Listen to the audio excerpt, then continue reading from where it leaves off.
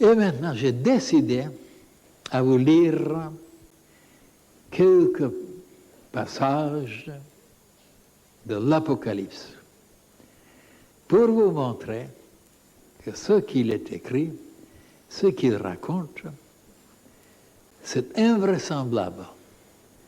Tout le monde croit l'Église sauf moi. Vous allez voir maintenant. L'Église croit, et moi je ne crois pas.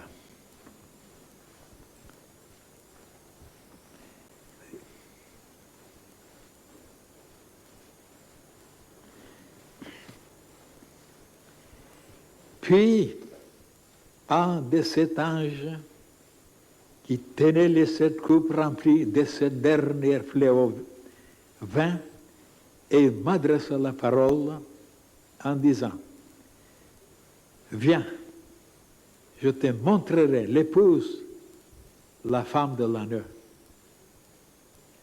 Et il me transporta en esprit sur une grande et haute montagne.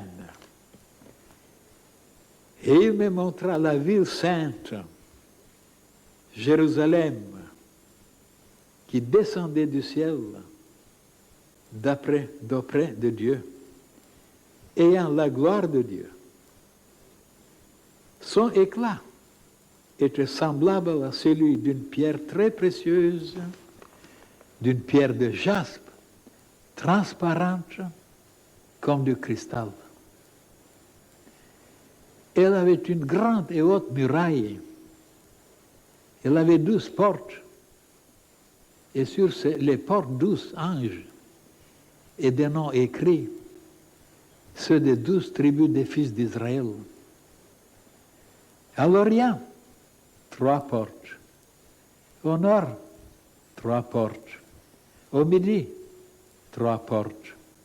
Et à l'Occident, 3 portes.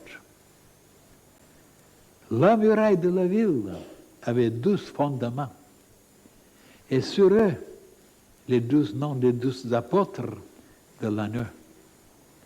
Celui qui me parlait avait pour mesure un roseau d'or afin de mesurer la ville, ses portes et sa muraille.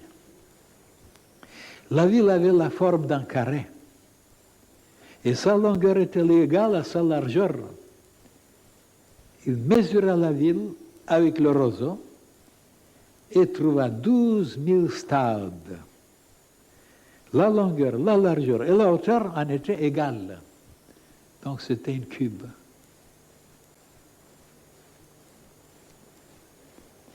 Il mesura la muraille et trouva 144 arcoudées, mesure d'homme, qui était celle de l'ange. Et personne ne s'était arrêté ici. Vous allez voir maintenant. La muraille était construite en jaspe. Et la ville était d'or pur. Toute la ville était d'or pur, semblable à du verre pur. Les fondements de la muraille de la ville étaient ornés de pierres précieuses de toute espèce.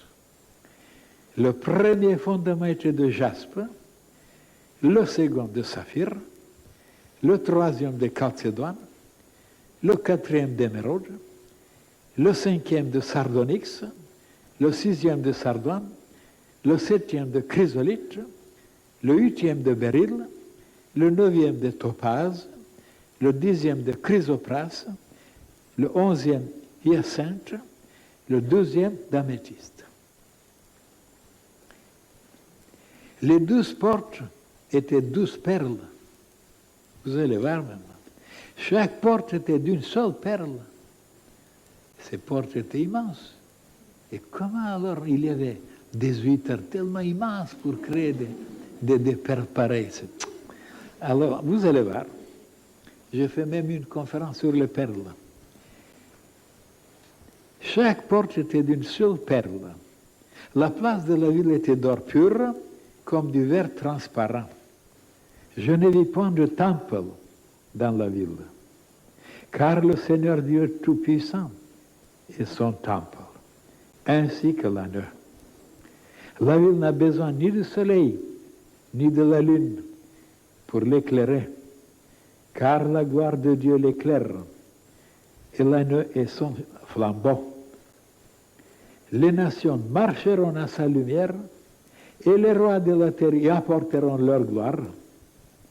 Ses portes ne se fermeront point le jour, car là il n'y aura point de nuit. On y apportera la gloire et l'honneur des nations. Il n'entrera chez elles rien de souillé, ni personne qui se livre à l'abomination et au mensonge. Il n'entrera que ceux qui sont écrits dans le livre de vie de l'agneau. Voilà. Alors maintenant, tout le monde, depuis 2000 ans, pense que c'est une ville qui descendra du ciel, une ville immense bien sûr, en or, pesant, avec des portes, avec des pierres précieuses. Et depuis 2000 ans, on attend la descente de cette nouvelle Jérusalem. Comment ça se fait qu'elle n'est pas descendue encore? Elle ne descendra jamais. Parce que c'est symbolique. La nouvelle Jérusalem, qu'est-ce que ça veut dire? Yerushalayim, le nom de Jérusalem. Ça veut dire la ville de la paix. Et en réalité, si je vous dis que ça ne sera pas une ville, que ça sera un bonhomme qui aura les 12 portes, très pures, très lumineuses, et derrière chaque de ces portes, il y aura un ange. Et la muraille, c'est ça la muraille. Les 12 portes qui sont là sur la muraille.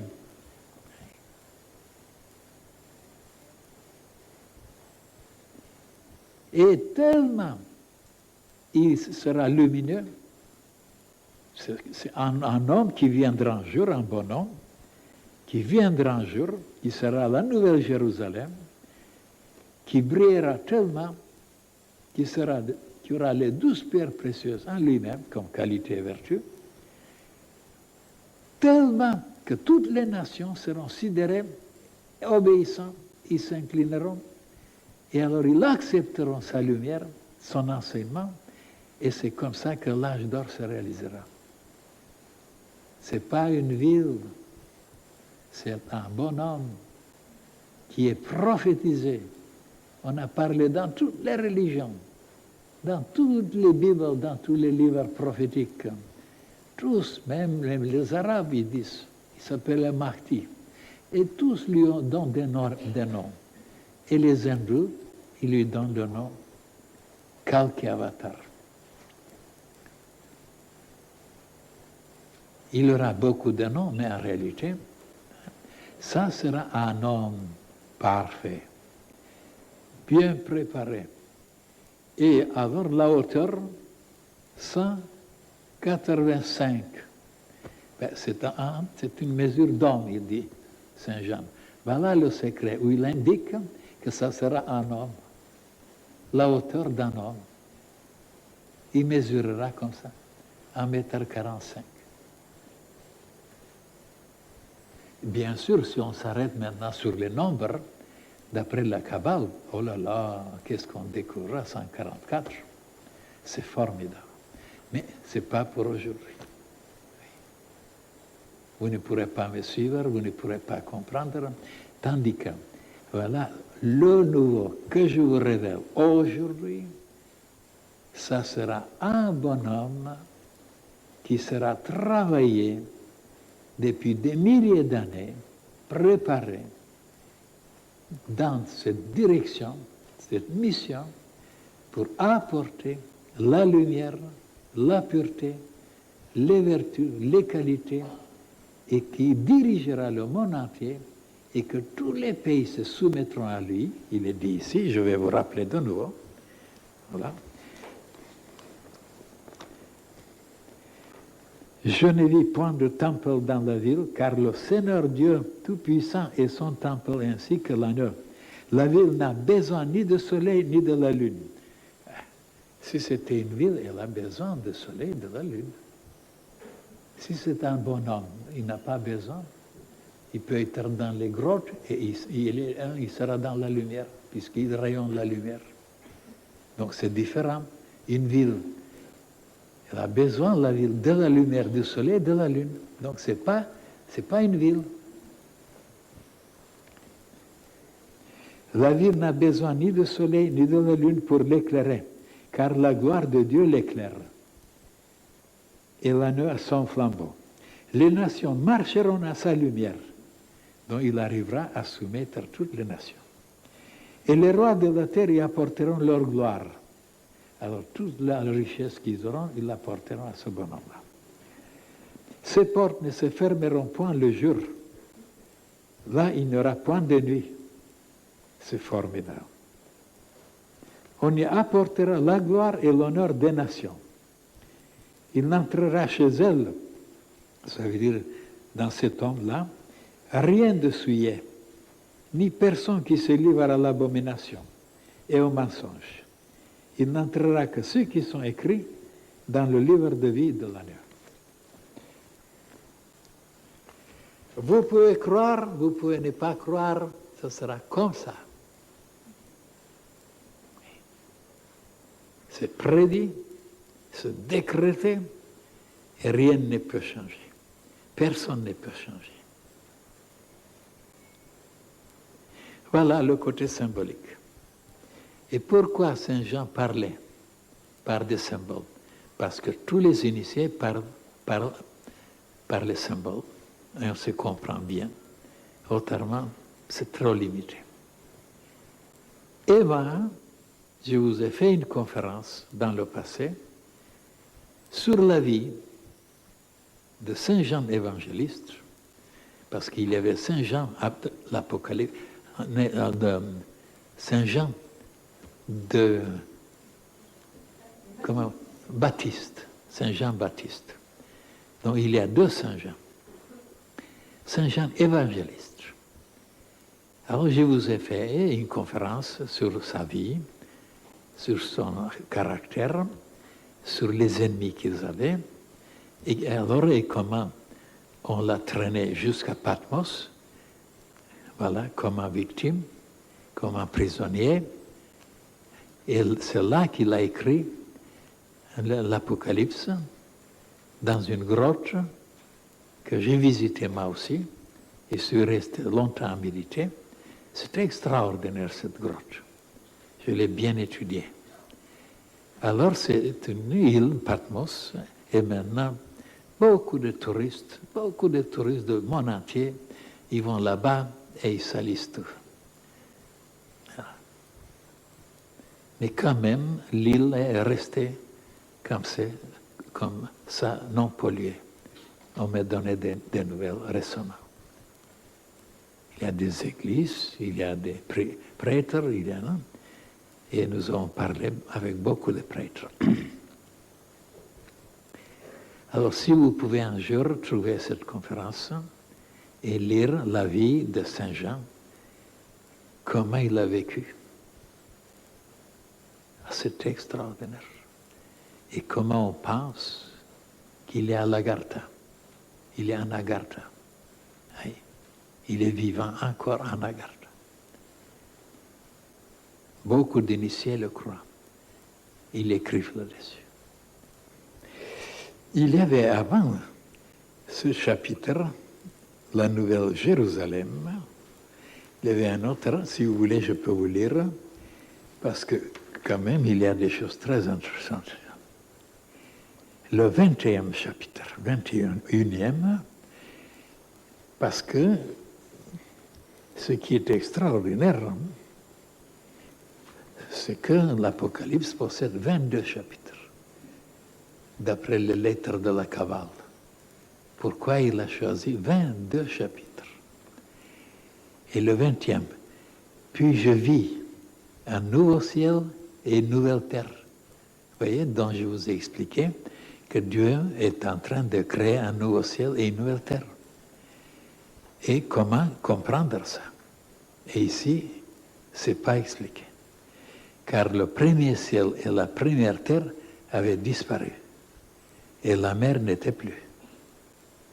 Et je vis descendre du ciel d'auprès de Dieu, la ville sainte, la Nouvelle Jérusalem, préparée comme une épouse qui s'est parée pour son époux. Et j'entendis du trône une forte voix qui disait, « Voici le tabernacle de Dieu avec les hommes. Il habitera avec eux et ils seront son peuple et Dieu lui-même sera avec eux. Il essuiera toute larme de leurs yeux et la mort ne sera plus et il n'y aura plus ni deuil, ni cri, ni douleur, car les premières choses ont disparu. Et celui qui était assis sur le trône dit, « Voici, je fais toutes choses nouvelles. » Et il dit, « Écris, car ces paroles sont certaines et véritables. » Et il me dit, « C'est fait. Je suis l'alpha et l'oméga, le commencement et la fin. À celui qui a soif, je donnerai de la source de l'eau de la vie gratuitement. Celui qui vaincra héritera ces choses. Je serai son Dieu et il sera mon fils. Mais pour les lâches, les incrédules, les abominables, les meurtrières, les impudiques, les enchanteurs, les idolâtres et tous les menteurs, leur part sera dans l'étang ardent du feu et du soufre, ce qui est la seconde mort. » Et après commence la Nouvelle Jérusalem. C'est formidable.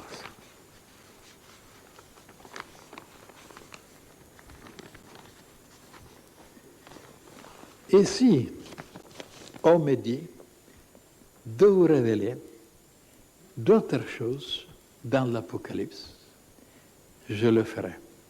Mais je vois qu'ils ne sont pas tellement pressés.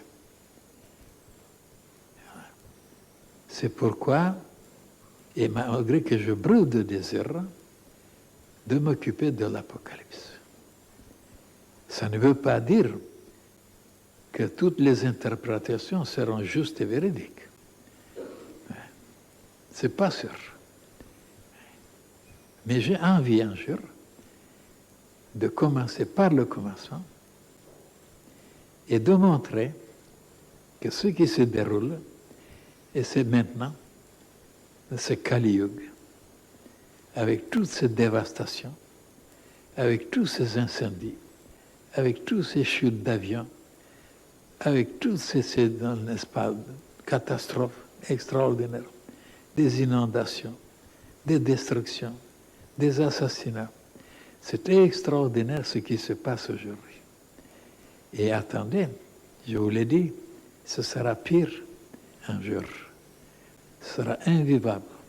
Parce que les gens ne se rendent pas compte que par leur émanation, ils ont empoisonné toute la terre. Par leur émanation. Parce que ils ne savent pas qu'il y a en eux-mêmes, il y a des milliers, des milliers, des millions de créatures qui vivent et qu'on n'est pas tout seul. Il y a une conférence qui s'appelle La Maison de mon Père qui explique combien d'entités il y a en dedans, qui grouillent en dedans en nous et qui se manifestent toujours différemment. Et que nous sommes un être, voilà, pluriel, ça veut dire collectif. Et la science officielle n'a jamais découvert ça. Ça pullule en dedans. Nous sommes, et voilà que quand les humains veulent se fréquenter, veulent s'aimer, veulent se lier pour vivre ensemble, bien sûr, ils n'ont pas travaillé pour développer l'intuition, la sensation, la clairvoyance, hein, pour savoir qu'est-ce qu'il y a en dedans comme entité dans cette personne qu'on veut embrasser ou qu'on veut vivre avec elle, qu'est-ce qu'il y a comme entité? Est-ce qu'ils sont bons? Est-ce qu'ils sont mauvais? Est-ce qu'ils sont purs? Est-ce qu'ils sont impurs? Est-ce qu'ils sont lumineux ou ténébreux? Ben non, on ne sait pas. Alors on se ligote, on se lie, et après, bien sûr, on est malheureux, on souffre, on pousse des cris, parce qu'on n'a pas prévu les conséquences. Alors ça, c'est un sujet extraordinaire pour s'arrêter là-dessus.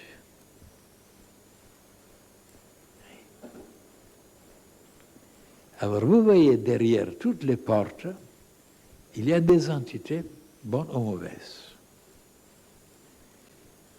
Surtout la dernière porte en bas.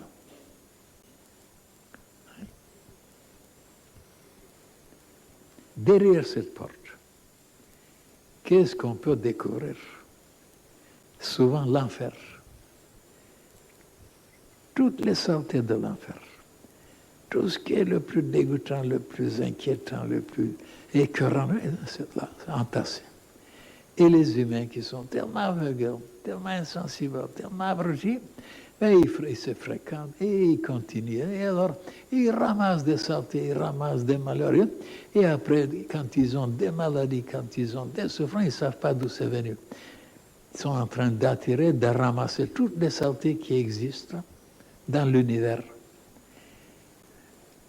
Et maintenant, quand je vous ai parlé dans le passé, qu'il fallait quand même vivre une vie quand même plus spirituelle, plus lumineuse, plus divine, de se fréquenter, d'échanger, de se fusionner, mais dans le domaine très haut, très haut, très haut, dans l'esprit, dans l'âme, au lieu seulement dans le corps physique. Parce que le corps physique ne peut pas contenter l'être humain longtemps. C'est pour un moment, quelques minutes, tandis que si on peut voilà, fréquenter ou vibrer, se nourrir avec l'esprit, avec l'âme d'autrui, ça sera jusqu'à l'infini. Et on sera dans des états de poésie, de dilatation, de beauté, de splendeur.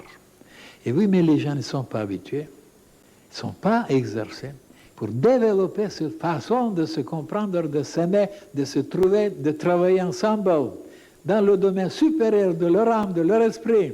Et non seulement dans le corps physique, trop bas, trop bas. Et après, bien sûr, ils sont dégoûtés, ils sont écœurés, ils se donnent des coups de pied, ils se séparent. Parce que ils n'ont pas vu la beauté que chaque être humain porte en soi-même, en dedans. Toutes les créatures, ils ont des splendeurs en dedans, des beautés. Mais oui, mais on est aveugle, on ne les cherche pas, ces beautés. Cette poésie, cette finesse, cette délicatesse, ces manifestations extraordinaires. Alors, il n'y a que le côté.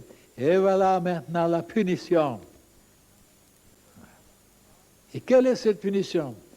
Voilà, parce que les gens ont abusé tellement de se souder, de se fréquenter, de se mélanger sans arrêt avec n'importe qui. Alors il y a une maladie qui est apparue maintenant, SIDA, pour montrer que ce que nous avons parlé est véritablement véridique. Oui. Il n'y a qu'avec les couteaux, les marteaux, que les gens comprennent les grandes vérités des initiés. Maintenant, tout le monde est effrayé par le sida.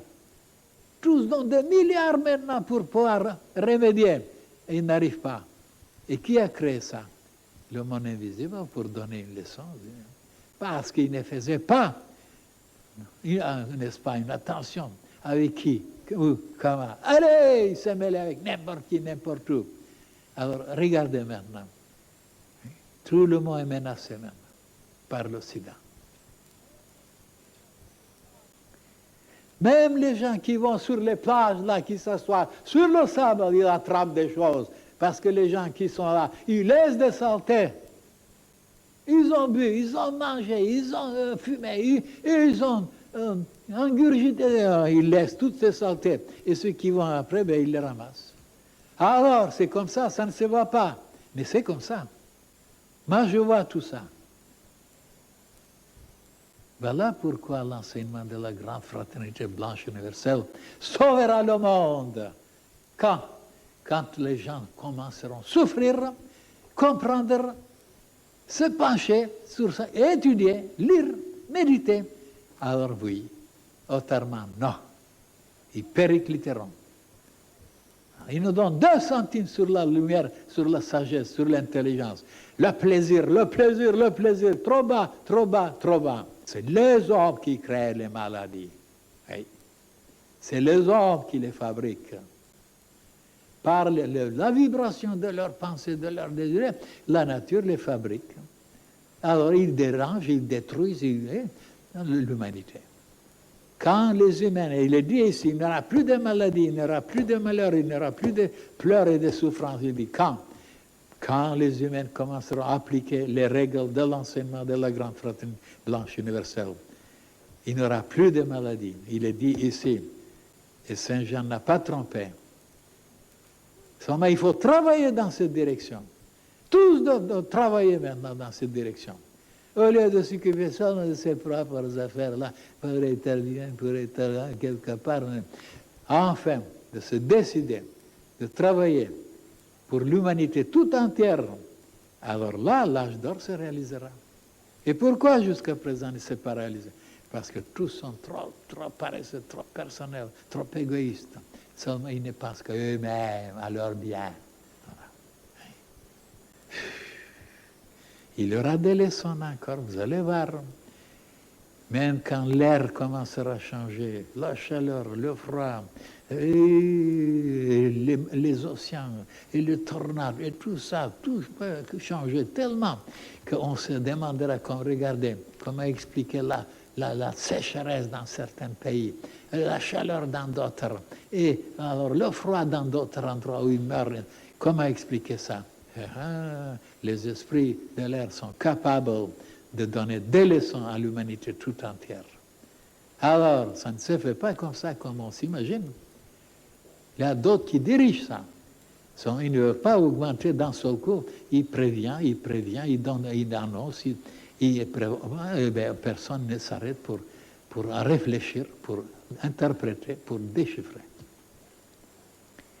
Alors, mes chers frères, même mes paroles, on ne les prend pas au sérieux. On continue comme dans le passé. On se casse la tête après. Il faut maintenant commencer d'après l'enseignement, comment il nous explique comment vivre, comment manger, comment boire, comment aimer, comment se comporter, comment créer les enfants, et comment respirer, comment regarder, comment... Et tout est expliqué dans mes livres. Et d'après ces livres, on voit comment les humains, ils ont accepté des choses et des choses tellement torturées, tellement tourmentées, tellement déviées, tellement désacceptées, qu'ils souffrent et ce n'est pas expliqué nulle part. Et alors on continue à vivre comme les autres, on imite les autres.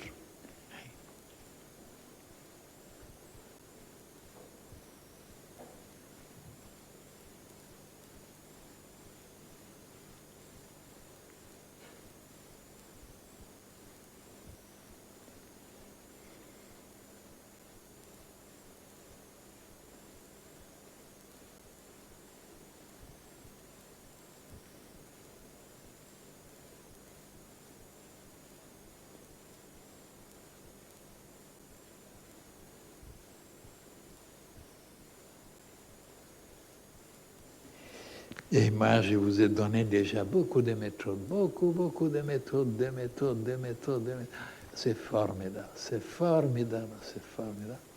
Mais on ne les emploie pas, on ne les utilise pas, on ne se sert pas. Quand je disais, voilà, il y a quelqu'un, il a une tension en bas.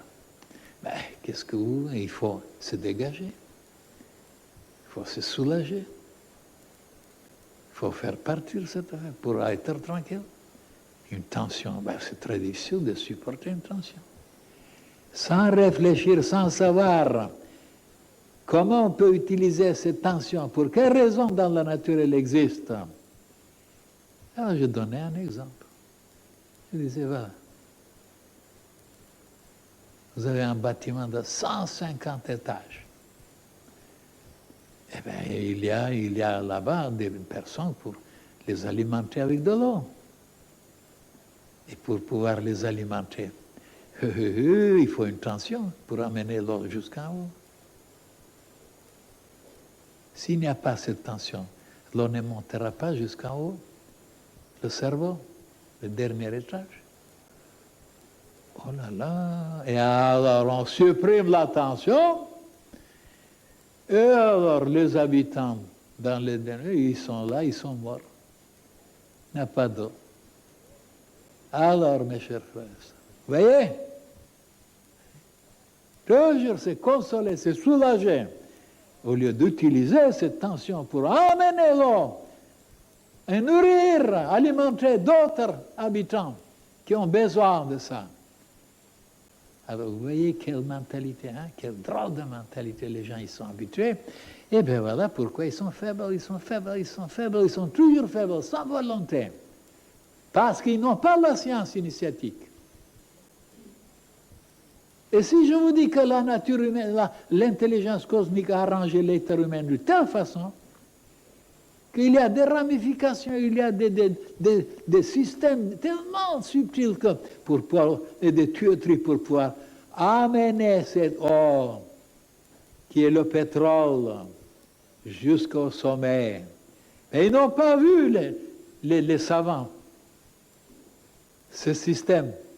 Ils ont étudié jusqu'à le système nerveux. Et au-dessus du système nerveux, il y a d'autres systèmes, tellement subtils, tellement invisibles, avec des tuyauteries, avec des canons, là, plus subtils que les canons. Là. Et là, du sang. Et ça circule. Et ça ne se voit pas.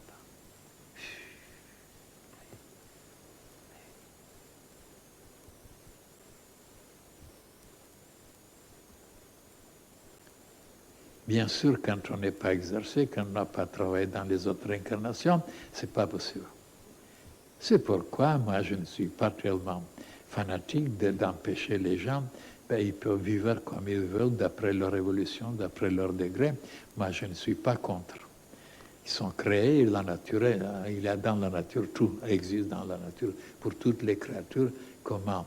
Et pour certains seulement, certains, et qui décident de devenir parfaits, de devenir extraordinaires, oui, à ce moment-là, oui.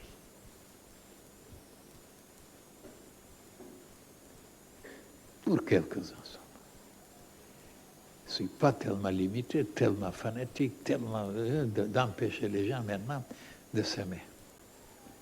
La nature leur donne la possibilité, et moi je dois les empêcher. Ceux qui veulent seulement, et j'ai donné cet exercice. Alors, de prendre votre bien-aimé dans vos bras, hein, et de se concentrer sur son âme, sur son esprit, jusqu'à la mère divine, si c'est une fille, jusqu'à la mère divine, et de parler à la mère divine. De se lier, de se brancher, de recevoir des forces, des énergies à travers cette fille. Et elle, de faire la même chose à travers son bien-aimé, le Père Céleste. Et de puiser, de se régaler, de nager, oh là là, tant qu'eux, sans descendre en bas, n'auront pas même besoin, tellement ils seront dilatés, tellement ils seront émerveillés, tellement ils seront riches, et dans la poésie qu'ils n'auront plus besoin de descendre là où ce n'est pas esthétique. Leur côté esthétique sera ébranlé. Ils diront non, ça c'est pas esthétique, c'est pas beau. D'aller comme les animaux, faire la même chose que les animaux. Non, pour nous il y a d'autres moyens. Et oui, mais il n'y a pas beaucoup qui pratiquent ça. Et il y en a certains qui l'ont fait. Ils m'ont écrit. C'était des heures entières, ça a duré leur bonheur, leur joie. Ils découvraient des choses que jamais avant ils ne les ont découvertes. Ils sont là pourtant, dans le monde invisible. Au lieu de dire, non, ma Louise, ma Renée, ma Poupon, de dire ah, ma mère divine à travers. Et si on le dit maintenant, la fille sera vexée. Parce qu'elle aimait être nommée par son propre nom. Hey! Et lui aussi, de lui dire mon cher Tartampion.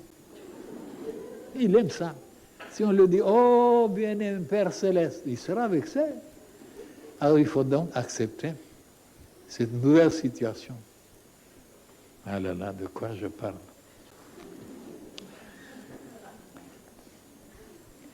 Quand tu parles, ils disent les Français, quand tu parles.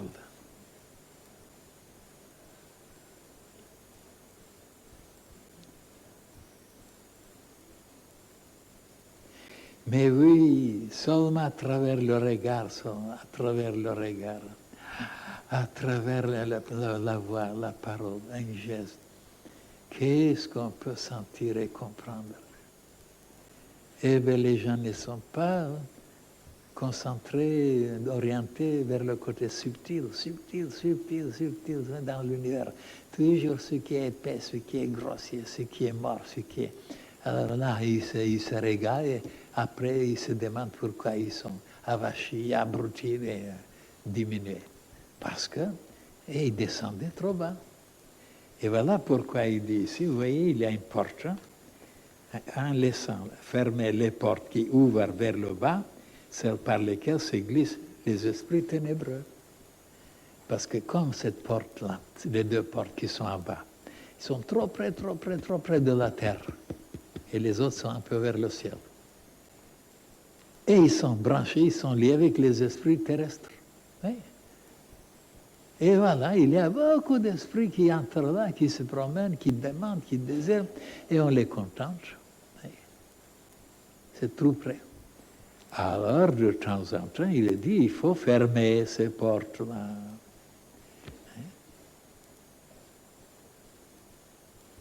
Même regardez, quand il dit, tout le monde laisse les portes ouvertes, largement ouvertes. Et quelles sont les portes? Non, ce n'est pas les portes physiques. Ils sont fermés, les portes physiques, dans la maison. Mais les portes spirituelles sont ouvertes. Et alors, tous les esprits entrent dedans. Parce que c'est ouvert. Alors, un initié, c'est fermer les portes en dedans. Ça veut dire l'aura. Il n'y a pas de trou, il n'y a pas de porte pour... C'est entouré par la lumière, toutes les portes sont fermées, et il n'y a que les esprits lumineux qui entrent. Par exemple, qu'est-ce que ça veut dire de fermer les portes? Étant donné que c'est dans le domaine symbolique, quand un mage veut évoquer et commander certains esprits, il fait 3 cercles autour de lui. Pourquoi? Parce que ces cercles sont des portes fermées. Les esprits mauvais ne peuvent pas entrer. C'est interdit. C'est une puissance, le cercle. Ils sont défendus, ils sont protégés. Et s'il n'y a pas ce cercle, les esprits peuvent se promener, peuvent entrer, peuvent leur faire du mal. Et les mages le savent. C'est pourquoi ils tâchent toujours de se fermer, de fermer les portes de leur être. Et les gens ordinaires, ce sont des hôtels, voilà, avec des portes ouvertes, n'importe qui peut entrer dedans. Voilà. Tous les esprits, voilà, de toutes les sortes, sans les nommer, ils entrent dedans.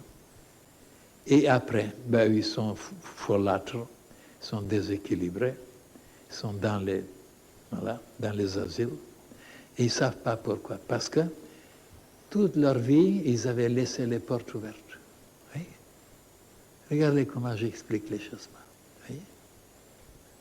De laisser les portes ouvertes à n'importe quelle entité, sans savoir discerner, sans savoir s'analyser, ben alors on est dans les asiles. Oui, oui, oui. Oui. Alors, ça n'a jamais été expliqué dans la psychologie moderne de cette façon-là.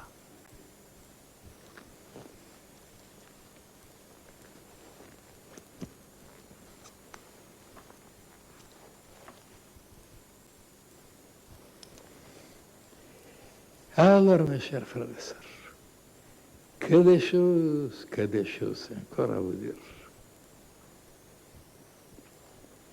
Ces 12 portes. Et qu'est-ce qu'il y a derrière? Et pourquoi les 50 portes ne sont pas encore faciles à ouvrir? Il y a encore des choses à expliquer, mais ça sera pour plus tard.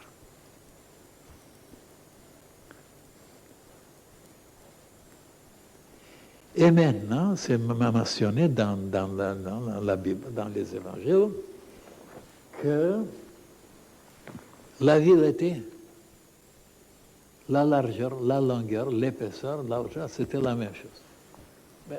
C'est un cube. Oui. Un cube qui était la pureté.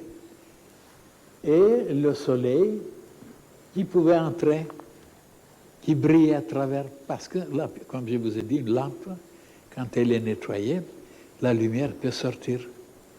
Voilà, donc, il parlait de ces deux séphirotes, Tiferet et Yesod. Yesod, c'était la ville, le cube, sur lequel cube les initiés égyptiens sont assis. Tous les initiés égyptiens sont assis sur une cube. Ça aussi, on n'a pas déchiffré ça. Pourquoi? Qu'est-ce que ça veut dire? Moi, je vous ai révélé ça dans les conférences. Et je vous ai dit, quelle est la différence entre les Égyptiens et les Indiens, les hindous? Les hindous s'assoient par terre, comme le lotus, en position de lotus. Donc, les jambes repliées comme ça. Tandis que les Égyptiens, comme ça, les deux mains sur les genoux. Et qu'est-ce que ça veut dire ça? Ça veut dire deux positions différentes. Les hindous, ils ont choisi la position réceptive, de devenir clairvoyant, clairaudient, et Dieu, de connaître tout l'univers, et les Égyptiens d'avoir la force, la volonté, la puissance. Alors, ça n'a jamais été expliqué comme ça. Vous voyez? Regardez la différence. Deux positions, et bien ça parle. Et on regarde ça depuis des milliers d'années et on n'a jamais déchiffré pourquoi les Égyptiennes se placent comme ça. Parce que dans cette situation, vous avez plus de volonté que si vous êtes assis. Vous n'avez pas tellement de volonté. Vous pouvez méditer, vous pouvez recevoir. Mais si vous voulez être actif, vous devez vous lever. Voilà. Et pourquoi on se lève quand on est en colère? Ah, pour être plus fort, plus puissant. Regardez, c'est automatique. Et quand on est à plat ventre, on n'est pas tellement dynamique, tellement. Hein? On est réceptif. Alors, vous voyez les positions du corps. Ah, si je dois vous parler maintenant. Même il mentionne le plexus solaire comme une porte extraordinaire. Seulement, il ne faut pas que ça continue, vous serez fatigué. Laissons ça pour une autre fois. La révolte, regardez, la révolte. Si vous croyez que je vais céder, moi aussi je suis têtu.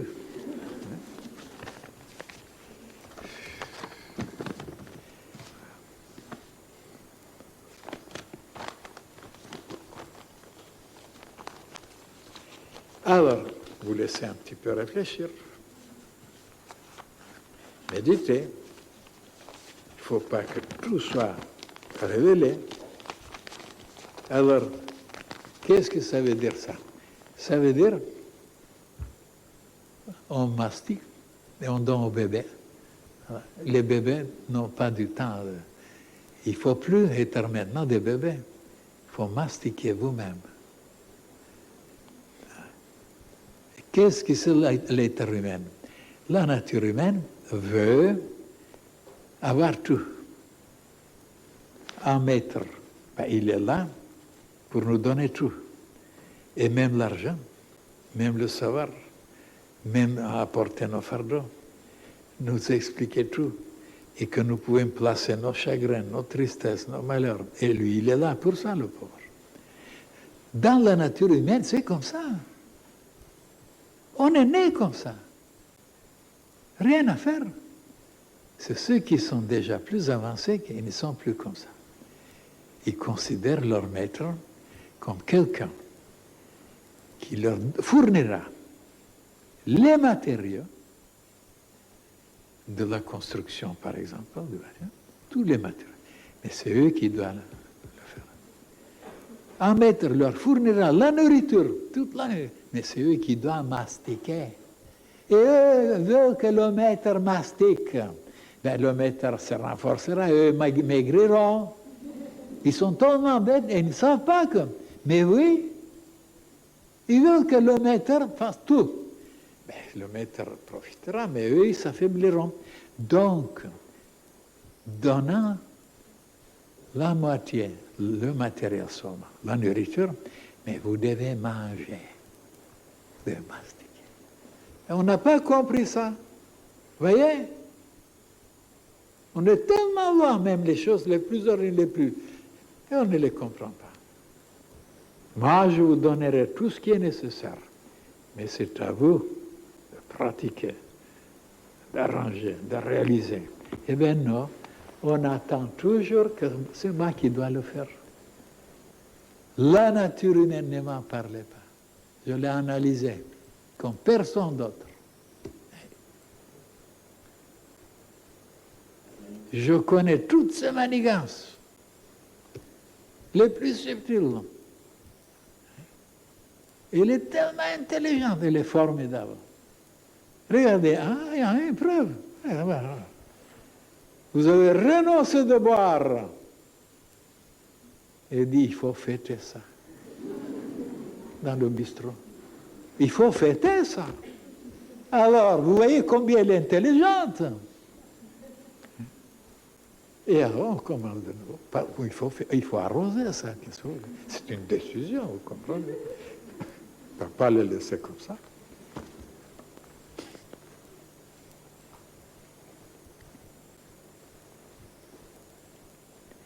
Je n'embrasserai plus jamais les filles. Oui, c'est pour la dernière fois. C'est pour la dernière. C'est toujours pour la dernière fois. Et ça continue. Alors, mes chers frères et sœurs, les 12 portes.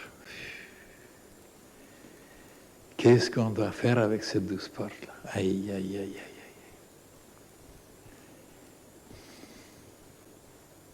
Qu'est-ce qu'on doit faire avec les 12 pierres précieuses? Et qu'est-ce que c'est une perle? Quand je vous disais un jour, une perle, comment elle est formée? Il y a des huîtres. Voilà. Il est tombé une petite sable en dedans. Ça les irrite.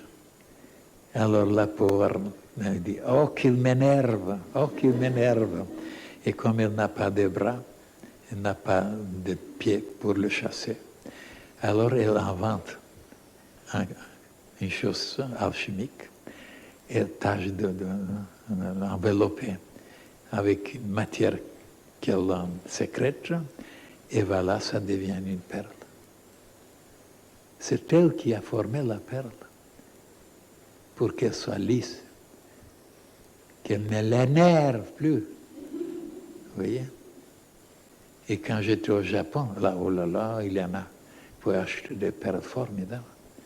J'ai apporté pour des amis des perles extraordinaires.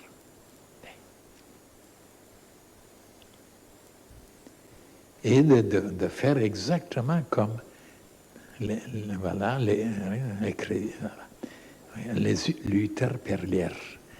Quand il vous tombe quelque chose en dedans, désagréable, de pouvoir le rendre en perles. Et vous aurez beaucoup de perles après. Et on ne sait pas comment le faire. Lisez cette conférence, vous verrez. Extraordinaire. Et vous trouverez maintenant des perles aussi grandes comme cette porte-là immense. Donc c'est symbolique, vous voyez. Donc ce n'était pas pour une ville, il ne parlait pas d'une ville. C'était la mesure d'un homme. Voilà. C'était extraordinaire, personne ne s'est arrêté sur ce chose. Et alors, cet homme-là, qui viendra, qui est prédestiné, il aura travaillé de tellement d'années pour nettoyer les portes, les 12 portes, tellement purifié, tellement illuminé, tellement nettoyé, qu'il y aura dans chaque porte, derrière chaque porte, un ange. Et avec cette porte, bien sûr, les 12 portes, il agira sur le monde entier pour les transformer, pour les éduquer, pour les calmer, pour les guérir. Et il fera tellement de miracles, tellement de merveilles, que toutes les nations seront obligées de l'accepter, de se soumettre, de trouver que vraiment il était une exception, un être exceptionnel, devait s'incliner devant lui, et alors c'est lui qui dictera à la situation. Alors en l'écoutant, en obéissant, en le suivant, alors le monde entier changera. Il aura l'âge d'or. Alors c'est ça. Il n'y aura plus de douleur, il n'y aura plus de maladie, il n'y aura plus de souffrance, il est dit. La lumière sera en dedans, en lui. Voilà. L'avenir montrera si c'est vrai ce que je raconte ou si ce n'est pas vrai. L'avenir montrera.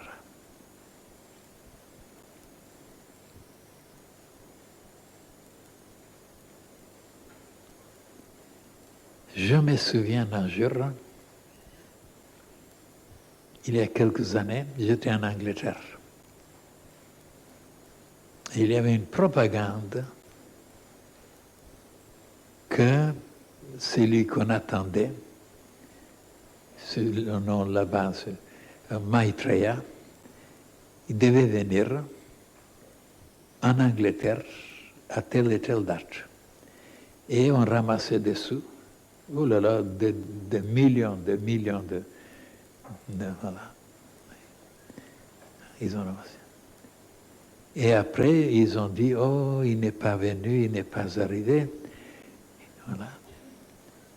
Peut-être ce sera pour plus tard. Oui. Et j'étais là. J'étais là. Exactement comme ce bonhomme-là, il vient avec un journal, il dit, ma chérie, on parle de moi. Ah, et où? Lis.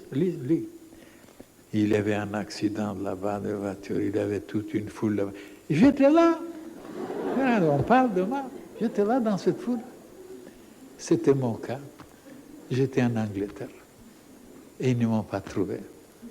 Vous voyez que les gens sont extraordinaires. On parlait de moi.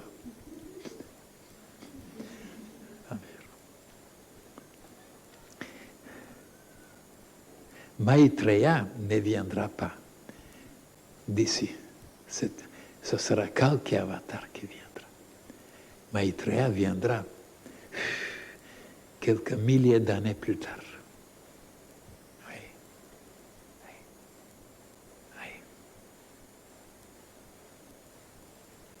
Et Kalki Avatar, qu'est-ce que c'est Kalki Avatar? C'est un être d'une telle pureté, d'une telle luminosité, qui sera unique au monde, il dépassera Jésus et Bouddha comme puissance. Il sera vraiment l'homme le plus puissant sur la terre. Il est dit dans les Écritures, il est mentionné comme le 10e avatar. Et il donne les noms des autres, de Krishna, de Bouddha, même de Rama, etc. Il donne les noms de comment on les appelait, quel était leur symbole, si c'était un animal, etc. Alors le 10e, ce sera Kalki Avatar, qui purifiera toute la terre. La pureté et la lumière. Le premier qui réalisera les deux séphirotes en plénitude. Tellement pur, tellement pur, tellement pur que la lumière brillera à travers lui. C'est pourquoi il est dit, cette ville n'aura pas besoin de soleil et de la lune. Il n'aura pas besoin de la lumière extérieure. Oui, c'est une preuve que Saint Jean mentionnait que c'est un être et non une ville. Une ville a toujours besoin, même si elle est éclairée, par quoi elle serait éclairée? Elle aura besoin du soleil et de la lune. Tandis qu'un être vivant, qui sait comment produire la lumière, qui est branché avec la lumière cosmique, et il peut la projeter même pendant la nuit. Donc il n'a pas besoin du soleil. Ah, c'est extraordinaire. Le seul qui réalisera en plénitude, soyez parfait comme mon Père Céleste est parfait. Parce que la majorité ne savent pas qu'est-ce que c'est la perfection. Un peu, les chrétiens et tous, ils pensent déjà, ils marchent vers la perfection. Mais la perfection, ils ne comprennent pas qu'est-ce que c'est la vraie perfection. Parfait comme le Père Céleste, mais c'est inouï, c'est indescriptible, c'est incompréhensible, ça dépasse tout. Donc, la perfection, c'est quelque chose d'immense, de grand. Eh bien non, les gens n'ont pas une idée. Ils sont parfaits déjà. Et ils boivent, ils fument, ils couchent, ils sont parfaits. Quand la vraie perfection, il n'y a qu'un Kalki Avatar qui réalisera la perfection. Mais alors, la vraie perfection. Pas un atome d'impureté. Pas un atome de saleté. Et il éclairera, par exemple, il laissera éteindre les lampes. Quand il réunira les humains, il éteindra les lampes. Et il s'allumera, il brillera et tout le monde se regardera et lira ses journaux. Oui, oui, oui. Oui, ça sera comme ça. Ça, je vous le dis. Et quand je dis quelque chose, moi, toujours ça se réalise. Oui. Ça sera comme ça. Seulement le moment n'est pas venu. Kalki Avatar.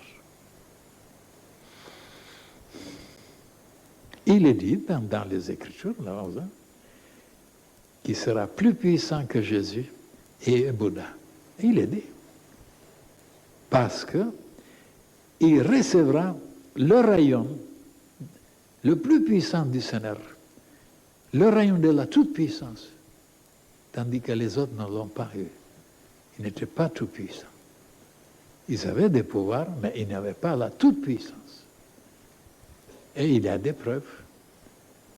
Ils ont donné des preuves, tandis que lui, il donnera la preuve qu'il aura toute la puissance. Il pourra déplacer même les maisons, les montagnes. Tout lui obéira. Ça, c'est inouï, incroyable, inimaginable. Et ce sera comme ça. Oui. Même moi, je n'arrive pas à m'imaginer. Oui. Je tâche, mais je n'arrive pas. Alors, savez-vous que vous me cassez les pieds? Ah.